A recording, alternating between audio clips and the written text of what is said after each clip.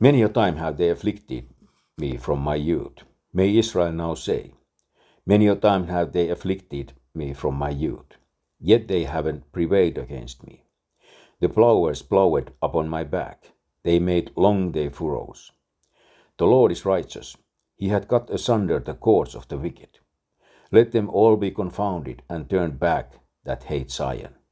Let them be as the grass upon the housetops, which withereth afore it groweth up, wherewith with mover filleth not his hand, nor he that bindeth sheaves his bosom.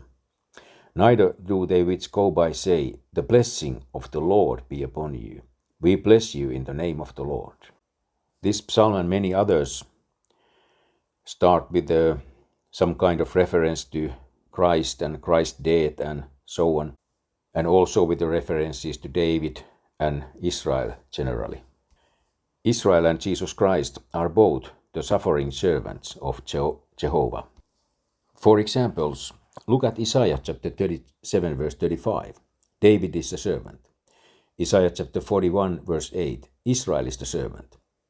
Isaiah chapter 42 verse 1 and 19. Jesus Christ is the servant. Isaiah chapter 43 verse 10. Jesus Christ is the servant. Isaiah chapter 44 verse 1. Jacob is the servant. Isaiah chapter 44 verse 21. Israel is the servant. Isaiah chapter 48 verse 20. Jacob is the servant. Isaiah chapter 49 verse 5. Jesus Christ is the servant. May Israel now say is a vivid road sign again. Verses 1 to 4 is the millennium, as far as Israel is concerned. Their sufferings are in the past. The cords that were cut asunder were the cords that bound Israel.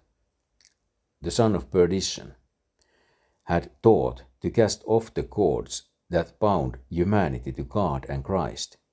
Psalm 2, their cords.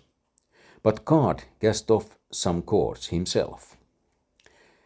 Immediately the psalmist steps out of order and goes back into Daniel's 70th week at verses 5 and 6.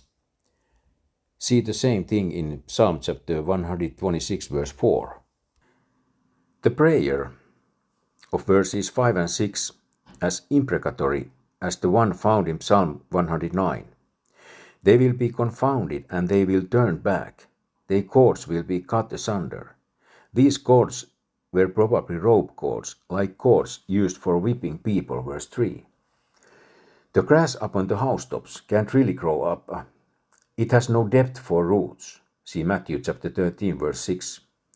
No mover is going to fill his hands with housetop grass because there won't be enough to make one sieve. Furthermore, the Lord be with you, Ruth chapter 2 verse 4, will not accompany the harvest because there won't be enough to harvest. See verse 8, neither do they which go by say. There is no blessing on withered grass. It's burned in the oven, Matthew chapter 6 verse 30. Those that hate Zion, verse 5, go to hell, Matthew chapter 13 verse 42. You can see the elements of works for salvation in the future. But now, believe on the Lord Jesus Christ and thou shalt be saved, and then you go to heaven and New Jerusalem.